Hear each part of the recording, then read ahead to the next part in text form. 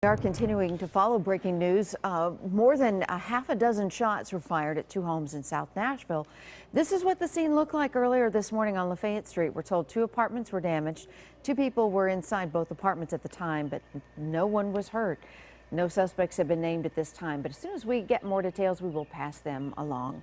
We are also continuing to follow a major international story this morning. Yeah, another big earthquake striking Nepal, same area, less than 3 weeks after that first quake hit in that area, killing 8,000 plus. Cuthbert Langley following this story for us this morning. Overseas, he's at the smart screen with the map, and boy, this is just another blow to that area, Cuthbert. It is, Steve, and we've learned that the death toll is climbing this morning. Now 36 people have been confirmed dead, still nearly 1,000 people injured from falling debris, falling buildings. The epicenter was right here, basically between Kathmandu, the capital of Nepal, as well as Mount Everest over here in the same area as well. So again, like you guys said, this is the same area we talked about 3 weeks ago when that first earthquake struck. This is new video into the newsroom this morning showing devastation from this most recent quake. You see the building there appears to have been shaken off of its foundation.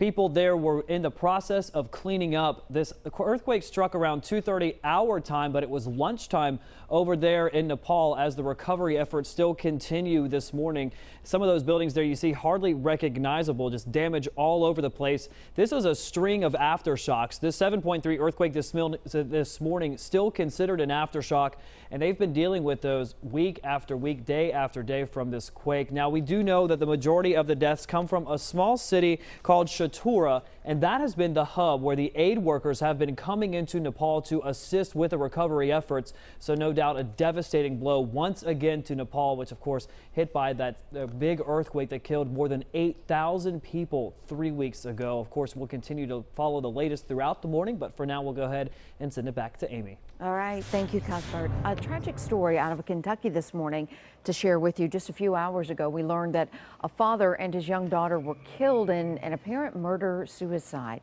Police in Vine Grove, which we understand is near Elizabethtown, Kentucky, found their bodies lying in the yard of a home on Willow Crossing Court last night.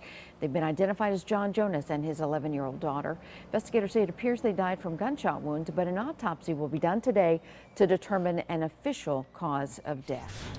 We now know the name of the woman who was found murdered in North Nashville yesterday morning. Investigators say that Joy Ransom, and there's her picture, family members discovered her body inside a Jefferson Street apartment around 9 Sunday night. This was our breaking news yesterday morning. The 52-year-old suffered a severe head trauma of some kind. Investigators are still trying to track down her killer. If you know anything, call Crime Stoppers at 615-74-CRIME.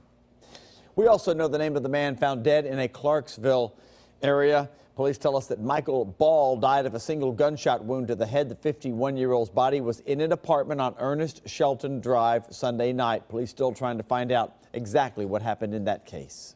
A lawyer is accused of being on the wrong side of the law, and it could have a big impact on the Holly Bobo murder case. Fletcher Long and a fellow attorney, Carrie Gassaway, face extortion charges in Clarksville.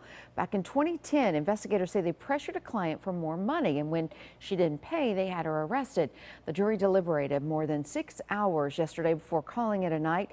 If convicted, Long could lose his license to practice law, which would have a big impact on the Holly Bobo case. Long represents Jason Autry, one of the two men charged in the kidnapping and murder. The jury will resume deliberations at 9 o'clock. We will be there, and we will have the latest on this developing story, both on air and online.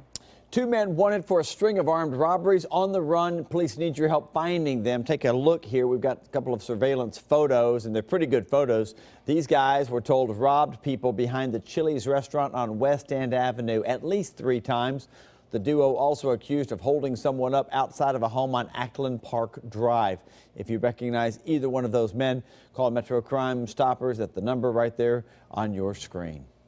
New this morning, a suspected shoplifter tries to make a quick getaway but doesn't get very far when she hits another car. Sandra King is accused of stealing nearly $650 worth of items from a Hopkinsville Kroger on Sunday.